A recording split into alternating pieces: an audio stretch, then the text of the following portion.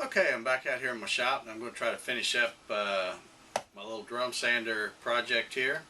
Last night I came out here and glued a piece of sandpaper to some 3/4 MDF, and I'm going to use that to true up the drum. But before I can do that, I need to figure out a way to attach some dust collection, because I know once I start truing up this drum, those are MDF discs on there, and they're, it's going to shoot dust everywhere. So what I did is I very quickly just used my VCar Pro software and made this little donut that will fit right in here. And actually, I was going to glue it, but it does fit pretty snug. And then I can put this little plastic adapter right here. This is the one that I use on my CNC router, and then I'll hook that hose up to my shop vac, and I think that will take care of most of the dust. We'll see anyway. So anyway, next step is to fire this up and true this drum up.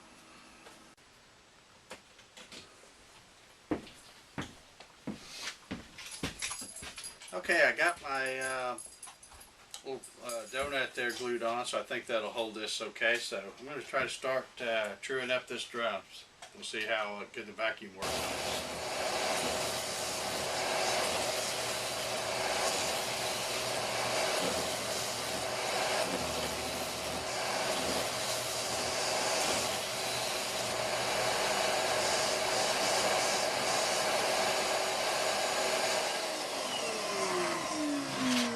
Okay, I think I've got this drum trued up pretty well here. We'll take a look and see. I just did very many really light passes, and it seemed to, yeah, that seems really smooth. So I think it's probably ready. I got my my hook and loop and my I don't know what you call this, the sandpaper strips that will work with this. So I'm going to maybe hit this a little bit more, and then I'm going to put the hook and loop on there, and then run the sandpaper on there. And I've got myself a drum sander, so very happy with it. I thought I'd show you real quick. I've got the velcro or hook and loop, whatever you want to call this stuff, put on here. It went on fairly easy. Maybe you can see this. The roll I bought was like a 2-inch strip. It has some really sticky adhesive on the back. And what I did is I kind of took one and kind of marked it and figured out what the length was, and then I used a steel rule and just laid them out and cut strips. You can see I missed it a little bit here and there, but that's not going to hurt anything once you put the sandpaper on there. I will say this stuff really has a weird odor to it. It really stinks. So I've got the door propped up and now just to clear my head a little bit on that. But the next step, I've got to try to figure out that angle to get the sandpaper to roll on there right. Okay, I'm going to take one last look at my drum sander here. I wanted to show you I've got the sandpaper put on, and one of the concerns I had was trying to figure out how to get this stuff on so that it goes on like it's supposed to.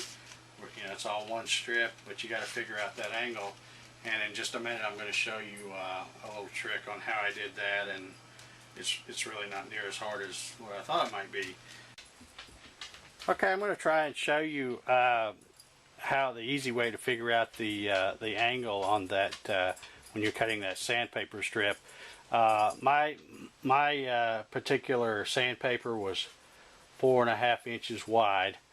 And what I did is, and if you've got a calculator handy, you can basically just take the diameter of the disc on your drum sander, and mine happened to be 5 inches, and you can take that times pi to find out what the circumference is, which in my case it was 15.707. Or if you don't have a calculator handy, you can do what I actually did. And when I was doing the Velcro, I just started here and I came around and marked a point to right where it needed to meet, took that off, cut it, measured it, and then that's how I cut all the subsequent strips. But then when you get ready to do your sandpaper, let's just say this is my sandpaper strip here and this is 4.5. What I do is I measured from one end this distance right here, which in my case was 15 and just a hair under 3/4, and then you make a mark and then you draw a line across there, and then you cut that strip like that. And then when you get to the end, you can go ahead and put this on your roller, on your velcro, and start rolling it up. And then when you get to the end, you can mark the other spot, and then you know to come down the same distance, whatever that distance was. And like I said, in my case it was about 15 3/4. So, and then you just draw another line and cut it like that. So your strip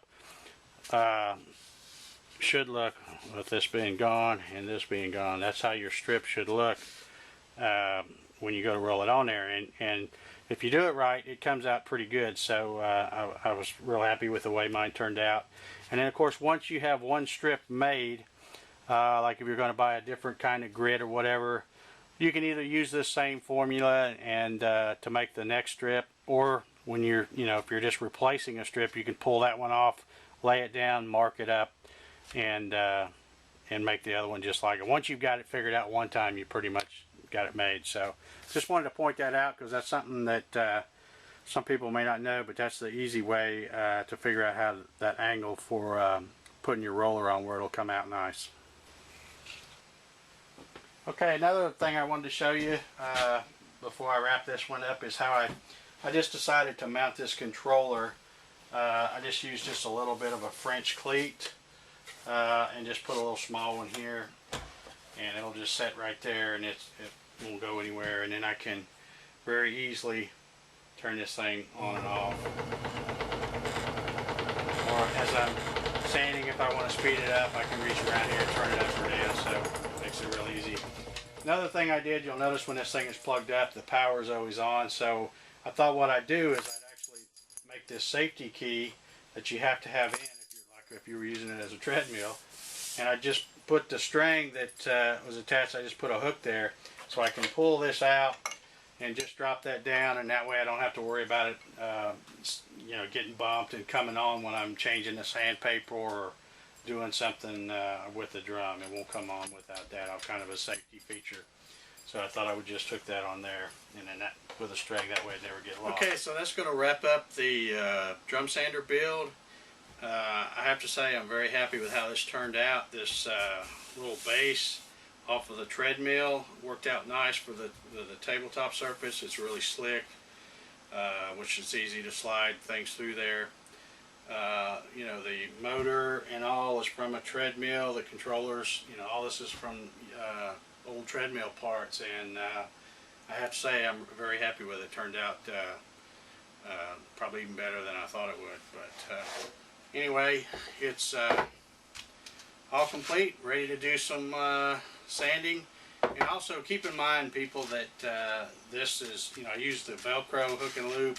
So this is, there's a little bit of give to this. So this isn't to be confused with a planer or something like that. But if you just take nice light passes, it should work good at sanding your things and even getting your thickness down to what you want, just as long as you don't try to take too much at one time. So, but anyway, I'm very happy with it. After I get the plans drawn up the way I actually, because I made some changes kind of on the fly here, but I'll maybe get those drawn up and put those on the website in case anybody wants to build one like this. If you're lucky enough to have an old treadmill laying around, they make